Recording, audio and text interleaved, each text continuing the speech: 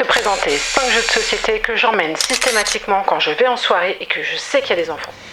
Et que nous aussi on a envie de s'amuser.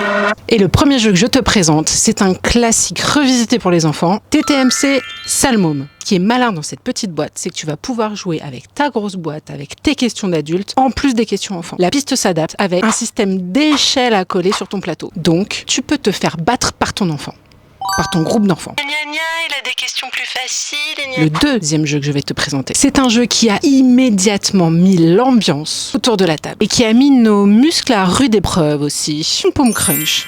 Alors celui-là, je trouve qu'on n'en parle vraiment pas assez. Non mais déjà, mate la boîte. Moi je trouve que déjà elle tape dans l'œil. Alors pour résumer, c'est un jeu de collection où tu vas collectionner des champignons en tapant sur la table Pom Pom Crunch et mettre des pouces ou pas des pouces. Selon le nombre de pouces levés autour de la table, la boîte elle va bouger. Si ça arrive à toi, tu retournes une carte. Mais attention, si tu retournes la troisième carte ours, alors là tu cours et tu vas récupérer la cuillère à miel. Et pendant ce temps-là, ceux qui restent autour de la table vont lancer les dés frénétiquement pour récupérer les cartes champignons au centre de la table. Et quand tu arrives sur la table, toi qui as couru comme un ouf pour récupérer ta cuillère, bah tu prends tous les champignons qui restent. Et les champignons, et qu'on a le plus à la fin de la partie, bah ils gagnent la partie. Jouez-y, ça mérite le détour, vraiment. Le troisième jeu que je te présente, Taco Chat Book Cheese Pizza, évidemment. Bon, fais gaffe à tes doigts par contre. À ton tour de jeu, tu retournes une carte en disant Taco ou Chat Book Cheese Pizza, dans cet ordre-là. Si tu retournes et que c'est une pizza et que tu dis pizza, il va falloir que tu tapes au centre de la table. Il faut être le premier à taper, et évidemment, si tu es le dernier,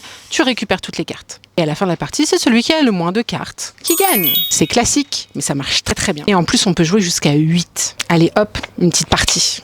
Et voici le jeu numéro 4. Et pour moi, c'est la planche des pirates. Alors oui, tu te dis, bon, ok, c'est juste un jeu pour enfants. Le matos est dingue. T'es un pirate sur une planche et tu veux pas tomber dans l'eau. Pour ça, c'est un stop ou encore. Le stop ou encore, c'est la mécanique qui marche toujours en soirée. Et surtout avec des enfants. Donc t'as pas envie que ton petit éléphant pirate, il aille se faire bouffer par les requins. Donc à toi de dire stop au bon moment pour mettre des petits palets chez les copains. Ça marche à donf. Et le cinquième jeu de ma collection, c'est un jeu qui est arrivé dans ma ludothèque il y a peu, mais c'est devenu un coup de cœur général de la famille. Et ce jeu, c'est Botswana. Non seulement les meeples sont juste magnifiques, mais le principe du jeu est tout aussi chouette. C'est un jeu de collection, tu vas collectionner des meeples d'animaux, mais tu ne sais pas encore si ces animaux vont scorer. En gros, c'est ça. À toi de mettre les bonnes cartes sur les animaux que tu as envie de voir scorer. Mine de rien, il y a toute une petite stratégie à mettre en place. Sur ce, à bientôt pour des nouvelles aventures ludiques. Désolé, mais je vais en mettre un petit CM. Bah ouais, les blancs mangés coco, je suis désolée, mais ça marche toujours bien en soirée. Ciao!